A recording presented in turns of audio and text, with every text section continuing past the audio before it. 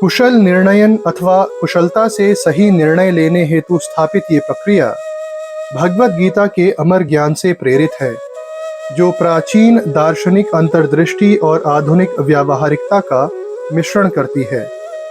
ये प्रक्रिया व्यक्तिगत, पेशेवर और व्यावसायिक क्षेत्रों में प्रज्ञापूर्ण और प्रभावी निर्णय लेने के लिए एक संरचित दृष्टिकोण प्रदान करती है। आइए इस निर्णयन पद्धति को समझकर अपने जीवन में आत्मसात करते हैं। चरण 1, धर्म। उद्देश्य और कर्तव्य को परिभाषित करें। प्रेरणा, अध्याय 2, श्लोक 31। इस चरण के अंतर्गत सिद्धांत: अपने निर्णय को अपने मूल कर्तव्यों और मूल्यों के साथ संरेखित करें। इस चरण के अंतर्गत क्रिया: निर्णय के उद्देश्य को स्पष्ट रूप से परिभाषित करें। सुनिश्चित करें कि ये आपके व्यक्तिगत या संगठनात्मक मूल्यों और जिम्मेदारियों के साथ संरेखित है। ये चरण आपके धर्म और उद्देश्य प्राप्ति हेतु सही मार्ग को चिन्हित करने का चरण है। इस चरण में स्थापित आपका धर्म और उद्देश्य आगामी चरणों में आपके कर्मों के क्रम और उद्देश्य प्राप्ति निश्चित करेंगे। चरण 2, विवेक। अधिकाधिक प्रासंगिक सूचना, जानकारी और ज्ञान एकत्र करें और विकल्पों पर विचार करें। प्रेरणा, अध्याय 2, श्लोक 50। इस चरण के अंतर्गत सिद्धांत: विकल्पों का मूल्यांकन करने के लिए विवेक का उपयोग करें। इस चरण के अंतर्गत क्रिया: प्रासंगिक जानकारी एकत्र करें और सभी व्यवहार्य विकल्पों का पता लगाएं।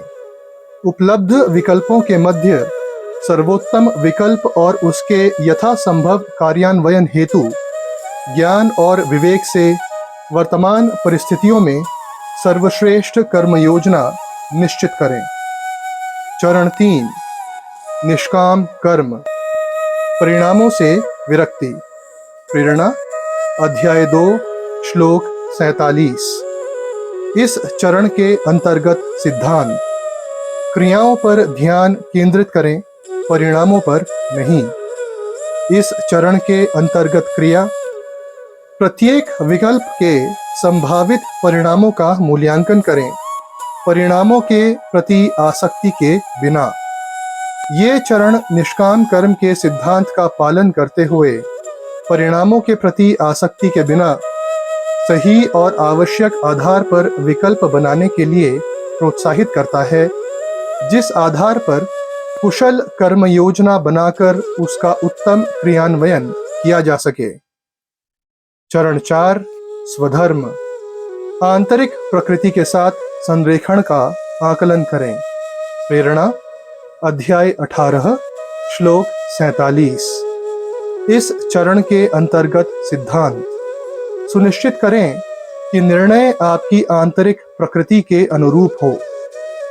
इस चरण के अंतर्गत क्रिया: अवलोकन करें कि प्रत्येक विकल्प आपकी या आपके संगठन की अंतर्निहित शक्तियों और दुर्बलताओं के साथ कैसे संरेखित होता है। निर्णयों को व्यक्ति या संगठन के स्वधर्म, अंतर्निहित शक्ति या सच्ची प्रकृति के अनुरूप होना चाहिए। जो निर्णय वैयक्तिक अथवा सांगठनिक धर्म, शक्ति या कुशलताओं के विपरीत होते हैं, उनसे बहुत अधिक हानि की संभावना होती है। चरण 5, संकल्प, निर्णय लें। प्रेरणा, अध्याय 6, श्लोक 24। इस चरण के अंतर्गत सिद्धांत: इच्छा शक्ति और प्रतिबद्धता का अभ्यास करें। इस चरण के अंतर्गत क्रिया: गहन विचार विमर्श के बाद एक प्रतिबद्ध निर्णय लें। इसमें संकल्प और दृढ़ इच्छा शक्ति का अभ्यास और व्यक्तिगत या सांगठनिक विकास के साथ सबसे अधिक संरेखित पथ का निश्चय सम्मिलित है। चरण 6, स्वाध्याय। आत्मनिरीक्षण करें और सीखें। प्रेरणा, अध्याय 4, श्लोक 38। इस चरण के अंतर्गत सिद्धांत, निर्णय लेने की प्रक्रिया और परिणामों का मूल्यांकन करें।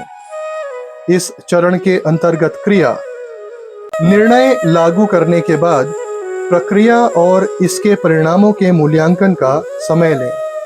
सफलताओं और विफलताओं दोनों से सीखें। इस अंतर्दृष्टि का उपयोग निरंतर सुधार के लिए करें।